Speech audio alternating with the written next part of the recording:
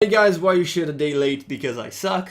The actual reason is that I've thought about stuff and that I wanted to make a video today, and I've seen a couple of stuff and read a couple of stuff, and I didn't. I wanted to sleep on it before I actually talk about it and have a coherent thought about this subject. So today we're going to talk about ethics a little bit, and specifically ethics in journalism. It doesn't apply only to journalism, but that's probably the major thing. Now, the reason I'm bringing this up is because other than the feminist crap that we've already discussed, it was absolutely lovely a couple weeks ago, there's also this thing alongside this whole debacle of Gamersgate and all that crap about ethics in journalism, specifically journalism in video games, but it doesn't really, it's not exactly only that, right? I'm going to talk about ethics in general. And the way that I really see it is that any piece, doesn't have to be journalism, but again, we're discussing specifically, but it doesn't have to be that. Anything that any person ever does is biased. In some form, it's biased. Because you're a person, okay? You're coming from somewhere, okay? There's no person that's just like, poof, exists and then does something. That doesn't happen. You're always biased. The question is, when should we care about this bias? And what is this bias? And how should I take whatever it is that this person has done and in consideration of that bias, whatever that might be? Most articles, even if you're trying to be as objective as possible and only report about something, it's just this happened, this is just me writing about what happened without expressing any opinion, even those have some kind of your opinion about it because you wrote it. All right? And clearly there's a line, but I don't think it's a very blurry one. I think it's kind of obvious. If you're just reporting on something, then you're just reporting on something and you need to try and not inject any of your opinions into it. But most articles are opinionated, especially these days, because people like that. People don't enjoy, in most cases, okay? This is an opinion of myself, at least. But most people enjoy some kind of opinion because they enjoy personality. They enjoy not having news told to them by a robot. In that case, they're just going to read the title and they don't even care. But if they read the article, they want added value on top of just a declaration of this thing happened. So they want that type of opinion. And with an opinion, there comes bias. And that bias is really important that the reader will know. Okay?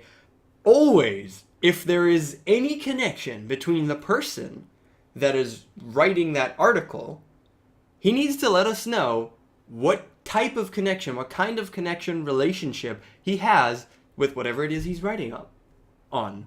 All right? That's just how it should be. Always. Whatever it might be, whatever your connection is, as long as you let your readers know, you're good. You're in the clear. You've done your job. And personally, I have no problem with a journalist husband writing about his artist wife's whatever that she does and telling everybody that it's amazing and they should go ahead and buy it, as long as at the top he puts a disclaimer, ... I'm writing about my wife. This is my wife. As long as you do that, I'm fine with it. Clearly, that's not going to be a very helpful article, and most people won't really care about what you have to say because it's your wife, you can't really write anything bad. But you're perfectly entitled to do that as long as you give that disclaimer at the top. It is incredibly important to let your readers know of whatever there is that might change your opinion or what influences your opinion, whatever bias you have. And that's it. That's kind of it.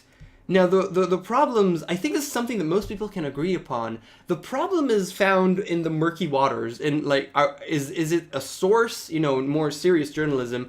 Is this a source, or are we friends? And that type of, should I say that I've met this person, but are we defined as friends? I don't really know. It's kind of murky. And you know what? I can understand that, but in this very rare occasion, I'm going to take up something that I learned in the army. It's one of the horrible sayings, but I think it applies here. It's kind of horrible. It doesn't apply everywhere, but I think it kind of applies here. And the saying goes, this is a rough translation, okay? If there's doubt, there is no doubt. And in case that flew over your head, what it means is that if you have any doubt whether you should do something or not, you should do it. You should just do it. Now, again, this doesn't apply for everything, but if you're unsure if you should put up a disclaimer or don't, just do it. Just put up a disclaimer. Just let the people know what kind of harm can come of it. And clearly you don't want to compromise your sources in case it's touchy subjects, but you don't have to say that. You just have to say, I have a friendly relationship with the source. You don't have to say who the source is. All right, so you're not compromising anything. You're just making sure that you let your readers know of exactly what's happening. And once you do that, you're clear. It's not difficult. It's even easy. And the second you don't do that, you are a screw up. Because they will find out. It's on the internet. People will find out and will be mad at you because you clearly did something wrong.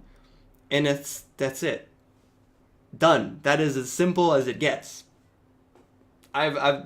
Just do it. That's all. Just put up the fucking disclaimer and you're good. You're golden. All right?